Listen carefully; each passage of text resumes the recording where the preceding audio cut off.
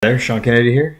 I'm going to talk real quick about my neural net project. First off, I wrote it in Python and utilized NumPy to help with the matrix multiplications and all that stuff. It's going to have 10 hidden neurons. It's only going to have one hidden layer. I tried multiple hidden layers with very little success, and finally I found out that just one hidden layer worked pretty well. I'm going to have epoch set at 300, so all the data is going to be fed 300 different times through the network. It's actually going to be fed in through batches, so there's going to be 10 data sets being fed in at a time. This training data amount, the 3823, is the full amount of training data in the training file, which is right here. Looks like this, and then the test file looks like that. And test file is going to have 1797, which is the full amount in the test file. I've got my sigmoid and my derivative.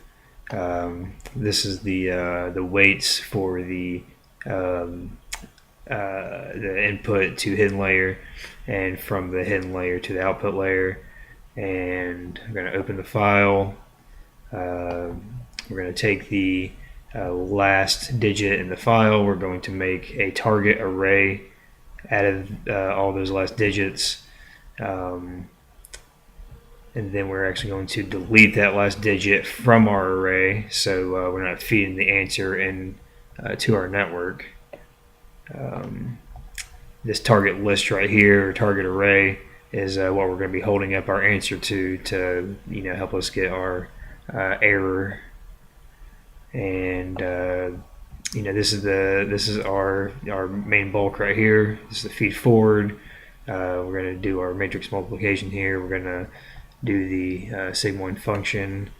We're just going to feed this through. We're going to get our error. We're going to get our deltas.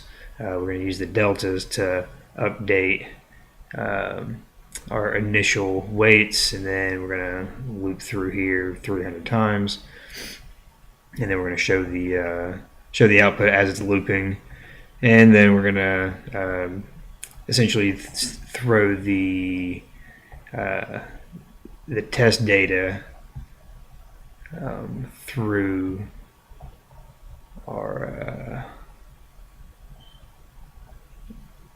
our feed forward, which is right here, without updating it or anything. All right, so real quick, let's see. I'm gonna just go ahead and run this.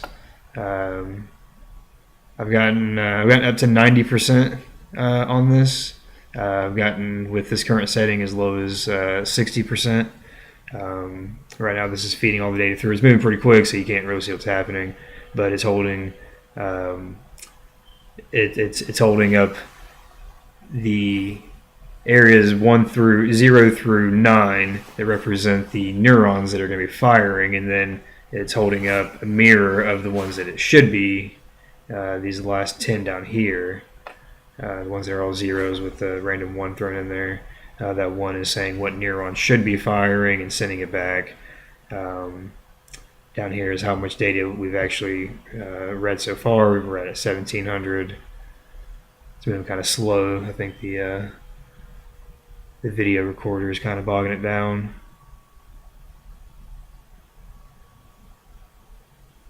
All right.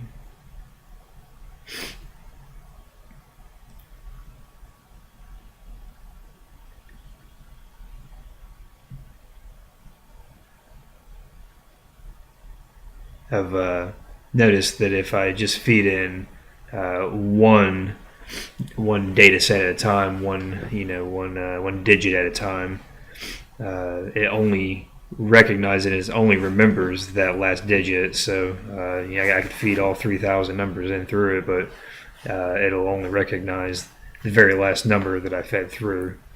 All right, so this is the output. Okay, right here it says we correctly recognized 1527 out of 1797. That's an 84.9, so about an 85% accuracy. And we can look right here. This is our target. So our target for This line right here was the number 8, and we can see 0, 1, 2, all the way to 8 right here. And 8 is firing at 1, which is 100% confidence that that is an 8. And then 9, again, is a 1. Or 0, we can see down here, that's a 1 as well. 4, hit the 4. 8 again. We can see that this 8 actually did not fire. It thinks that this is actually a 1, so that doesn't count. And yeah, so all the way up 9, 7, 5. This says that this is a 2, or this is supposed to be a 2. It's saying it is a 6. So that's not right. But yeah, about 85%. We can play with the numbers here to try to tweak it a little bit. Haven't really had much success getting it higher than 85 to 90%, but yeah, there that is. So that will be all, and thank you very much.